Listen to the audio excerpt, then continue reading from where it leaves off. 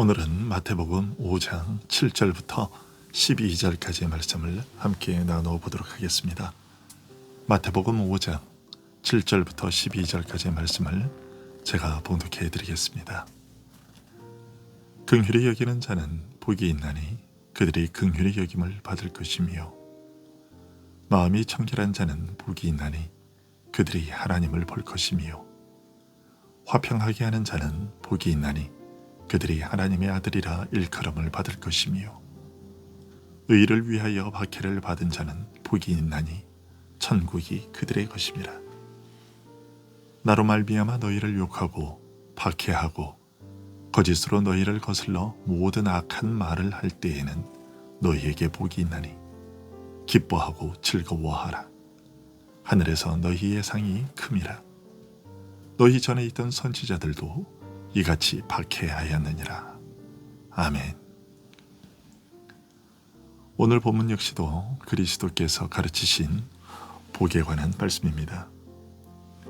주님께서는 오늘 본문에 앞서서 심령이 가난한 자가 복이 있으며, 애통하는 자가 복이 있으며, 온유한 자가 복이 있으며, 의에 줄이고 목마른 자는 복이 있다고 하셨습니다. 그리고 이어서 긍휼히 여기는 자가 복이 있다고 하십니다. 이것 역시도 앞선 말씀들처럼 역설처럼 들리고 사람들의 일반적인 생각과는 모순되게 보입니다. 세상은 남들의 고통에 관심을 갖지 않고 오직 자신의 평안함과 안일함을 추구하는 자들이 행복한 자들이라고 생각합니다. 하지만 그리스도께서는 자신의 환난을 기꺼이 참고 견딜 준비가 되어 있을 뿐만 아니라 남들의 환난에 동참하는 자들, 즉 불쌍한 자들을 돕고 공경에 처한 자들과 자원하여 함께하며 그들을 좀 더 수월하게 돕기 위해 그들과 동일한 정서를 덧입는 자들은 복이 있다고 하십니다. 그리스도께서는 그들이 긍휼히 여김을 받을 것이라고 하십니다. 그들은 하나님으로부터만이 아니라 사람들 가운데서도 긍휼히 여김을 받게 될 것입니다. 왜냐하면 하나님이 사람들의 마음을 움직이셔서 그들을 인도적으로 대해주고자 하는 마음이 생기게 하실 것이기 때문입니다. 온 세상은 종종 변방덕해서 자신들에게 자비를 베푼 자들에게 가장 악한 것으로 되돌려주기도 합니다. 하지만 긍휼히 여기고 자비를 베푸는 자들에게는 하늘의 은혜가 쌓여서 언젠가는 하나님께서 그들에 대하여 은혜로우시고 긍휼이 많으신 분이신 것을 몸소 경험하게 해주실 것입니다. 이어서 주님은 마음이 청결한 자는 복이 있다고 하십니다. 이 말씀은 복에 관한 다른 말씀들과는 달리 사람들의 일반적인 생각과 부합하는 것처럼 보입니다. 일반적인 사람들 역시 마음의 청결은 바람직한 것이라고 말하기 때문입니다. 하지만 그러면서도 사람들은 정작 자신들의 행동으로는 영리함을 가장 큰 미덕이라고 여기고 있음을 드러냅니다. 즉, 머리를 잘 굴려서 교묘하게 성공적으로 속임수를 행하고 여러 가지 간접적인 수단들을 사용해서 자기와 거래하는 자들로부터 솜씨 좋게 이득을 챙기는 자들을 복이 있는 자로 여기며 그렇게 행동하려 하기 때문입니다. 하지만 그리스도께서는 영악하게 행하는 것을 기뻐하지 않고 도리어 사람들을 진심으로 대하며 마음이 없는 말이나 표정을 겉으로 나타내는 법이 없는 자들이 복이 있다고 선언하고 계십니다. 그러므로써 그리스도께서는 자신이 육신적인 생각에 전혀 동의하지 않는다는 것을 알려주고 계십니다. 세상은 자신의 이익을 쟁취하기 위해 세심한 주의를 기울이지 않거나 자기 이익을 위해 자신을 빈틈없이 돌아보지 않는 사람들을 비웃습니다. 하지만 그리스도께서는 자기 이익이나 영달을 쟁취하기 위해 남들을 속이는 영리함을 지니고 있지 않은 자들은 하늘에 계신 하나님을 보게 될 것이라고 알려주심으로써 그들을 이끌어 더 높은 곳을 보게 하시고 더 깊이 생각하게 하십니다. 그리고 주님은 화평하게 하는 자는 복이 있다고 하십니다. 화평하게 하는 자란 자기가 할 수 있는 한 화평을 구하고 싸움이나 시비를 피할 뿐 아니라 사람들 간의 이해관계를 해결해서 모든 사람에게 화평하게 살라고 조언하고 미움이나 싸움이 일어날 소지를 없애는 자들을 가리키는 말입니다. 주님께서 이런 말씀을 하신 데에는 타당한 근거가 있습니다. 서로의 이해관계가 다른 사람들을 화해시키는 일은 진절이 날 만큼 힘든 일이기 때문에 화평을 이루고자 애쓰는 온유한 성품을 지닌 자들은 모든 당사자들로부터 욕을 먹고 불평과 항의를 들어야 하는 모욕적인 대우를 감수할 각오를 해야만 하기 때문입니다. 왜냐하면 사람들은 누구나 다 자신의 주장을 편들어줄 사람을 갖기 원하기 때문입니다. 우리가 사람들 가운데서 화평을 이루어내고자 할 때 비록 우리의 노력이 사람들에게 먹혀 들어가지 않을지라도 우리가 사람들의 호의에 의지하지 않도록 하시기 위해 그리스도께서는 우리에게 우리를 자신의 자녀로 여기시는 화평의 하나님을 바라보라고 명하고 계십니다. 왜냐하면 여기에서 하나님의 자녀들이라 일컬음을 받는다는 것은 하나님의 자녀들로 여김을 받는다는 것을 의미하기 때문입니다.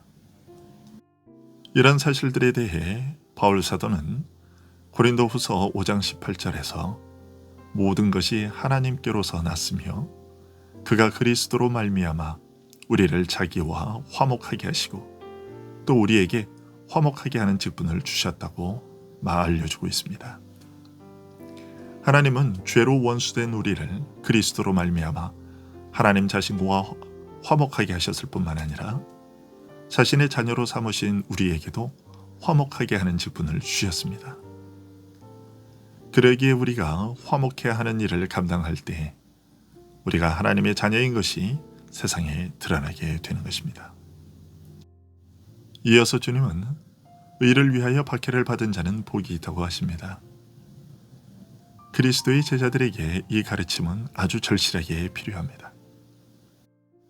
우리가 진정 그리스도의 군사라면 세상 사람들의 대다수가 우리를 미워하여 일어나 우리를 죽이려고 추격하는 것은 당연한 일입니다. 이것이 실상입니다. 세상의 임금인 사탄은 그의 추종자들을 분노하게 만들어서 그리스도의 지체들을 끊임없이 적대하게 합니다. 의로운 삶을 살고자 애쓰는 자들이 그들에게 합당하지 않은 방식으로 공격을 당하고 괴로움을 겪습니다. 이것은 참으로 기괴하고 부자연스러운 일이죠. 사도 베드로는 베드로전서 3장 13절에서 또 너희가 열심으로 선을 행하면 누가 너희를 해하리요 라고 말합니다. 하지만 세상에 곱비 풀린 악으로 인해 선한 자들이 의에 대한 열심 때문에 불경건한 자들의 적개심을 불러일으키는 일이 비일비재합니다. 자신이 속한 단체의 비리와 악에 대하여 고발하는 자들에게 상이 아닌 해고와 손해배상을 요구하는 소송이 이어지고 그런 자들의 가정이 무너지는 일들이 훨씬 더 많습니다.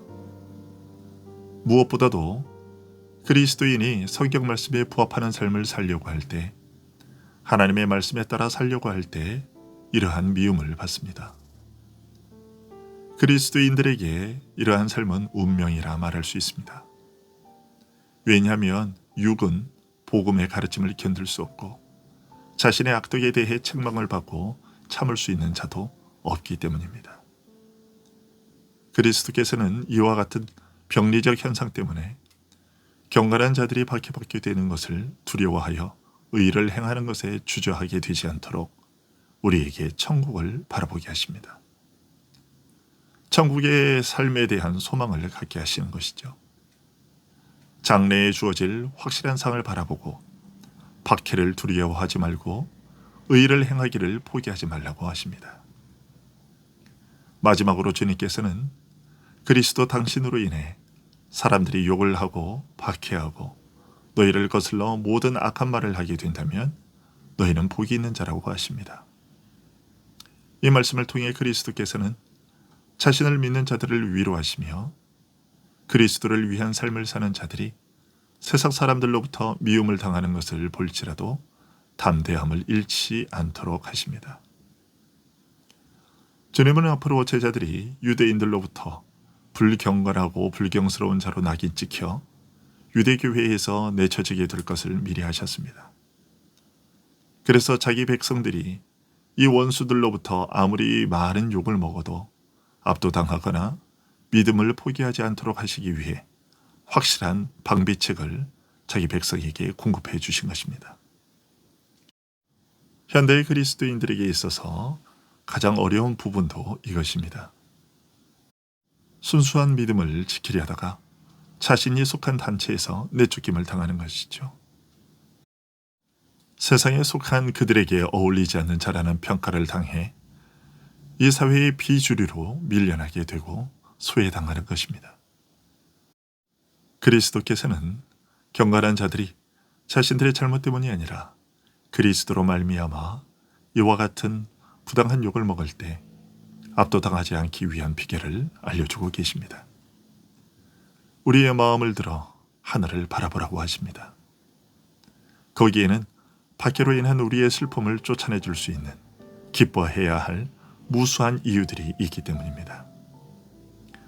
TV 뉴스에 자주 등장하는 어떤 여자 검사가 자신들이 속한 검찰 조직의 내부 비리와 잘못된 일에 대한 비판을 서슴지 않고 행하다가 인사에 있어서 많은 불이익을 당하고 선후배와 동료들에게서 비아냥과 따돌림을 받고 있다는 사실을 이야기한 것을 들었습니다.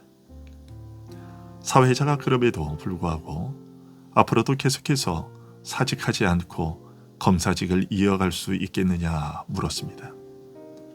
그러자 하나님의 말씀에 부합하는 일이기에 정의를 세우기 위해 끝까지 그 일을 감당하겠다고 대답하는 것을 들었습니다. 이 세상에서의 출세와 영달을 위해서는 검찰 조직 내의 비리와 잘못들에 대해 입을 다물고 있는 것이 자신에게 유리하다는 것을 알면서도 하나님의 말씀과 하나님의 정의에 부합하지 않기 때문에 끝까지 비리와 타협하지 않겠다는 다짐이었습니다. 오늘 이 말씀을 대면하는 우리 모두가 하늘의 상을 바라볼 수 있는 믿음의 눈을 가진 자들일 수 있기를 바라며 그리하여 그리스도로 말미암아 박해를 받아도 기뻐할 수 있는 자들일 수 있기를 소원합니다. 기도하겠습니다.